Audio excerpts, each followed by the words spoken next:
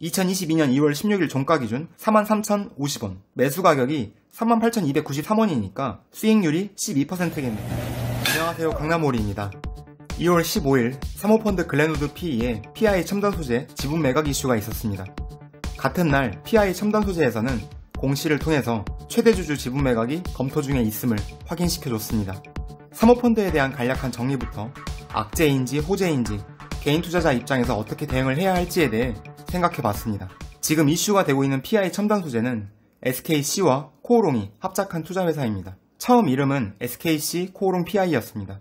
이 회사는 2010년에 연매출 1000억, 2017년에 2000억까지 돌파를 했죠. 그리고 2019년 말 SKC와 코오롱은 보유 지분을 모두 코리아 PI 홀딩스에 넘기면서 2020년 SKC 코오롱 PI는 PI 첨단 소재로 상호를 변경합니다. 우측의 지분을 보시면 코리아 PI 홀딩스 지분이 54.1%임을 확인할 수 있습니다. 코리아 PI 홀딩스를 이해하기 위해서 사모펀드를 잠깐 정리하고 넘어가겠습니다. 우리가 흔히 펀드라고 하면 특정 목적을 위해 모아진 자금을 자산 운용사가 투자자를 대신하여 운용하는 금융상품을 의미하죠. 펀드는 공모펀드와 사모펀드로 구분됩니다. 사모펀드는 특정 소수만 투자가 가능하며 공모펀드에 비해 법적 규제가 면제되거나 완화된 부분이 있습니다. 이 사모펀드는 특정 회사에 대해 지분이 10% 미만이냐 이상이냐에 따라 헤지펀드와 PEF로 구분됩니다. 헤지펀드는 경영 참여를 하지 않고 PEF는 경영 참여를 한다는 차이를 지닙니다. 근데 개인 투자자 입장에서 이 헤지펀드와 PEF에 대한 구분은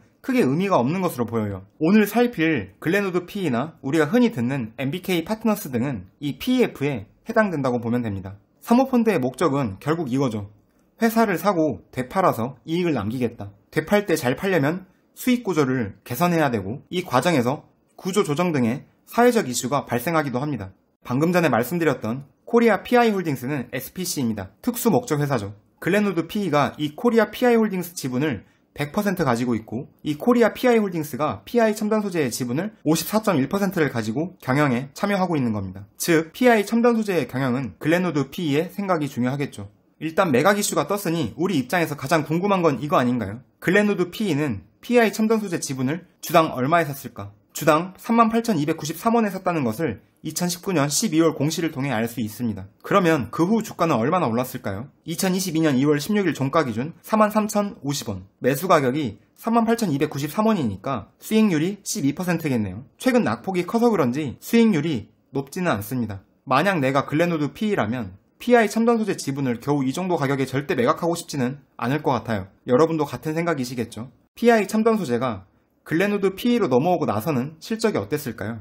2020년부터 보면 되겠습니다. 2020년엔 매출이 전년 대비 플러스 17%, 2021년에는 전년 대비 플러스 15%를 기록했네요. 영업이익과 당기순이익의 성장률도 상당히 좋습니다. 아랫부분에 자본 대비 부채 비율도 상당히 양호한 수준이죠. 사모펀드에 넘어가고 나서도 2019년 매출 2,200억짜리 회사가 2021년 3,000억까지 성장했고 당기순이익도 177억짜리이던 회사가 640억까지 기록했습니다. 재무 상태도 양호한 수준을 유지했습니다. PI 첨단 소재의 2022년 전망은 더욱 좋습니다. 2021년 잠정 실적을 기준으로 증권사 컨센은 매출은 15%, 영업이익은 플러스 16%, 당기순이익은 6% 성장할 것으로 보고 있습니다. PI 첨단 소재의 자체 가이던스는 매출액은 전년 대비 19%, 영업이익은 플러스 24% 증가 수준을 제시하고 있습니다. 2022년 실적 전망이 이렇게 밝은 배경에는 크게 세 가지 이유가 있습니다. 첫째, 주요 전방산업의 성장세가 지속될 것이다. 특히 2021년 PI 첨단 소재의 EV 관련, 전기차 관련 매출이 전년 대비 34% 성장한 점은 눈여겨봐야겠습니다.